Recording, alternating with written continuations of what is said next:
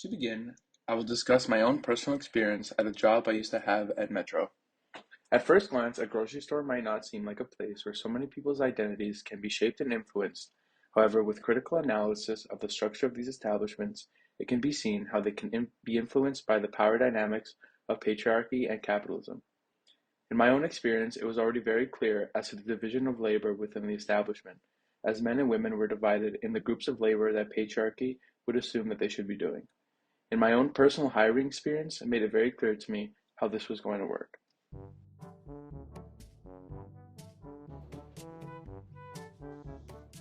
There's so many different options: produce, deli, cash. I wonder which one I should choose. You know what? I'll just choose them all.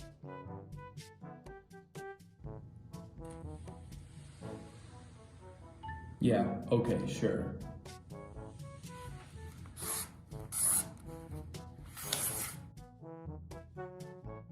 Hey, I was just wondering what departments are available. Looking at all of our departments, it seems like they're all pretty full, and you do look like a pretty strong guy. So I only have one question for you. Can you lift 60 pounds? Yeah, I'm pretty sure I can do that. Great, you're hired. But what about the other departments? Don't worry about that. Let's get you started. When I came in for the interview, I was being interviewed for the produce department. This department was heavily male dominated due to the implicit assumptions that employers implement when hiring. It is assumed that a man such as myself would be able to do a better job and a more physical job in comparison to a woman.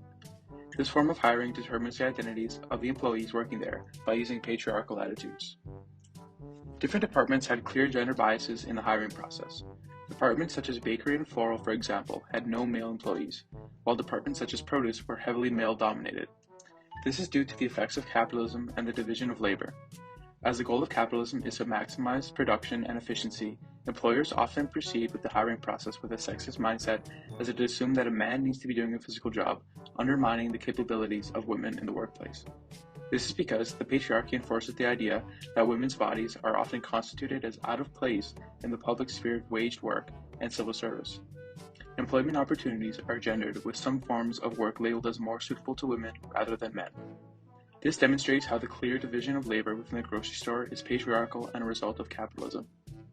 On the other side of how grocery store operations perpetuate patriarchy and the capitalism is the customer and the identities of the customer. According to the Bureau of Labor Statistics, 80% of mothers say they're the household member who usually prepares the meals, the same as the share who say they're the primary grocery shopper. Traditional gender roles created by capitalism and enforced by the patriarchy are displayed here. This is occurring in our current society, where women are now able to have careers, but still the ones doing both of these main chores.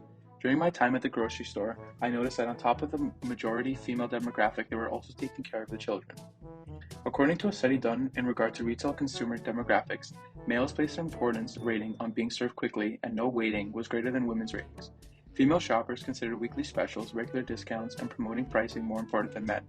This helps us understand how grocery stores are designed for women, as they're the ones who are doing most of the grocery shopping due to traditional gender roles. As women are the main consumers at the grocery stores, all the priorities that women place are seemingly what the store focuses on.